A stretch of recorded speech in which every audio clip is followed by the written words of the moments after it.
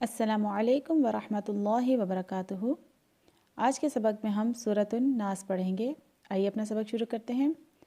اعوذ باللہ من الشیطان الرجیم۔ سورۃ الناس مکیہ۔ بسم اللہ الرحمن الرحیم۔ قل اعوذ حمزہ اور عین کو واضح کر کے ادا کریں گے۔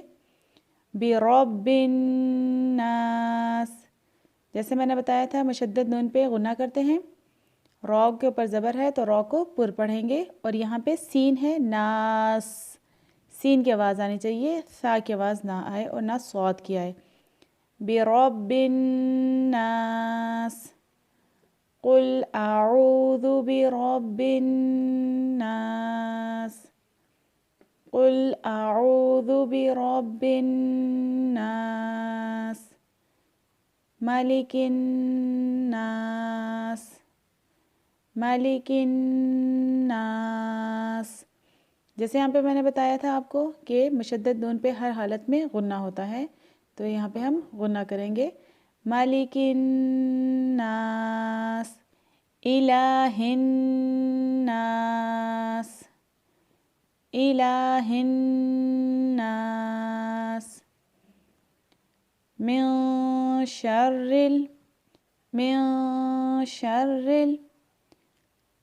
جزم والی نون سے جو اگلا حرف ہے وہ حروف حلقی میں سے نہیں ہے، اس لیے یہاں پہ ہم جزم والی نون پہ اخفا کریں گے۔ من شر وسواس خناس۔ اب یہاں پہ خا کو ہم نے پر پڑھنا ہے کیونکہ یہ حروف مستعلیہ میں سے ہے، یعنی کہ موٹے حروف میں سے ہے، تو یہاں پہ خا کو پر پڑھیں گے۔ من شر الوسواس الخناس۔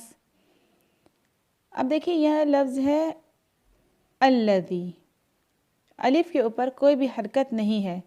الذی اور الذین ایسے دو حروف ہیں جن پہ ہم حرکت الف کے اوپر ہم خود ڈالتے ہیں۔ الذی یوسوس فی صدور الناس۔ یہاں پہ صاد کو موٹا پڑھیں گے کیونکہ یہ حروف مستعلیہ میں سے ہے۔ فی صدور الناس من الجنة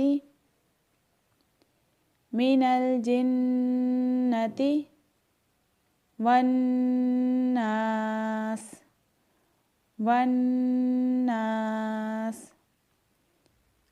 قل اعوذ برب الناس ملک الناس الہ الناس من شر الوسواس الخناس۔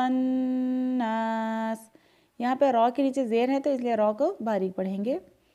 الذی یوسوس فی صدور الناس من الجنة والناس۔